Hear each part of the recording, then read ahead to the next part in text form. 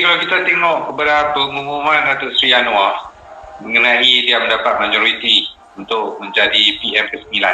Tapi kita tengok di grassroots ataupun di kalangan rakyat di Malaysia ni masih ada was-was mengenai dengan pengumuman Datuk Seri Anwar, sebab mereka kata what is the number, because Datuk Seri tak bagi number. Berapa number yang sebenarnya Datuk Seri telah dapat, kan? Jadi ada tapi saya tak boleh cakap. Tapi kita tengok kalau mengikut apa yang disebut dari Datuk Seri, I think MP yang ni saya cakap lah, YB mungkin boleh jawab sikit lah. Mungkin MP yang menyokong Datuk Seri melebihi 130 orang, sebab Datuk Seri kata menghampiri two-thirds. Jadi maksudnya kita kira-kira hampir 140 sebenarnya kita tengok. Jadi kalau sebenarnya kalau ada number itu, mereka nak tahu kenapa Datuk Seri tak mau umum. What is the number? Dia tak boleh umum. Okey, saya boleh cerita macam ni. Saya lihat apabila Datuk Seri Anwar telah diberikan dah dimasukkan dalam jadual untuk menghadap Seri Paduka Baginda Yang di-Pertuan Agong pada hari Selasa 22 hari bulan September jam 11 pagi. Dah ada dalam jadual tuanku. Tapi apabila tuanku gering dan masuk ke IJN pada hari Isnin malam, maka timbul tanda tanya kenapa apa tujuan dan motif Datuk Seri Anwar menghadap. Dan memahami keadaan politik, sekiranya pengumuman tidak dibuat untuk setidak-tidaknya menyatakan bahawa Datuk Seri Anwar sudah cukup bilang untuk membentuk kerajaan menjadi Perdana Menteri, maka akan ada usaha daripada pihak-pihak tertentu untuk cuba menggagalkan usaha tersebut. Bagi saya itu adalah satu keperluan, memandangkan tarikh pertemuan telah ditetapkan dan memang masuk dalam jadual. Dan memang ada beberapa pihak berhubung dengan saya pada hari Selasa tersebut bertanyakan, adakah benar Datuk Seri Anwar akan mengadakan sidang media pada hari ini? Adakah benar Datuk Seri Anwar akan menghadap tuanku? Dan pada waktu itu yang saya tahu hanya segelintir sahaja yang tahu. Maka untuk mengelakkan daripada sama ada spekulasi maupun usaha daripada pihak-pihak tertentu untuk menggagalkan usaha ini, maka Datuk Seri Anwar telah membuat keputusan untuk mengadakan sidang media. Tapi kenapa tidak umumkan? Beliau telah sebut dengan jelas dalam sidang media tersebut, beliau ingin menghadap dan membentangkan angka tersebut kepada tuanku sebelum mengumumkan. It is only proper, it is only right, yang mana hak untuk mendengar dan mengetahui jumlah tersebut adalah pada tuanku pada waktu ini, dan selepas itu insya-Allah saya percaya rakyat Malaysia akan mengetahui angka tersebut. Jadi maksudnya memang YB dan juga tapi YB kita sebut balik tentang sebelum pengumuman dan selepas pengumuman dari Datuk Seri Anwar, ramai di kalangan pemimpin Pakatan Harapan sebenarnya pun terkejut, sebab sebelum ni mereka tidak pun diberitahu oleh Datuk Seri bahawa akan membuat sesuatu pengumuman yang begitu besar.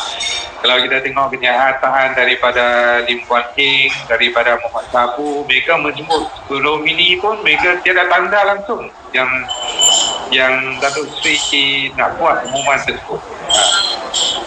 Ya, ini adalah kalau kita baca naskah strategi, naskah Sun Tzu, memang dia ada menyebut you strike with chaos, when you are near appear far, when you are far appear near. Jadi inilah sebahagian daripada taktik, sebahagian daripada usaha untuk memastikan perancangan berjalan dengan baik. Jadi bagi saya inilah sebahagian daripada liku-liku perjalanan politik tanah air. Not everything is as it seems, dan kadang-kadang kita perlu beberapa langkah ataupun beberapa cara yang dilakukan untuk memastikan perancangan itu dapat berjalan tanpa tergendala, tanpa diganggu gugat oleh pihak-pihak yang ingin lihat rancangan tersebut gagal.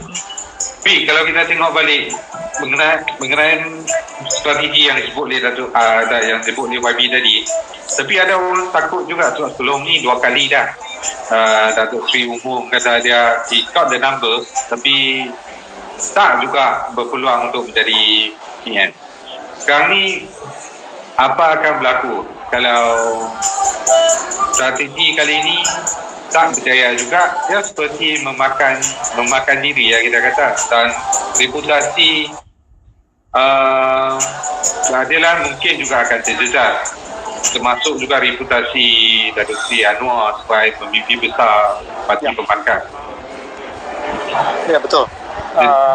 Dan bezanya kali ini angka itu jelas, dan kalau kita dengar apa yang disebut oleh Datuk Seri Anwar, warkah telah pun dihantar kepada tuanku, maksud tuanku telah dimaklumkan tentang jumlah tersebut, dan sekarang ni saya difahamkan perlu ada sesi menghadap agar secara formal angka itu disampaikan kepada tuanku, dan insyaAllah kali ini berbeza dengan kali-kali yang dahulu. Jumlah itu telah pun terkumpul dan telah dihantar, sebab tidak siapa tahu saya pun tak tahu ya.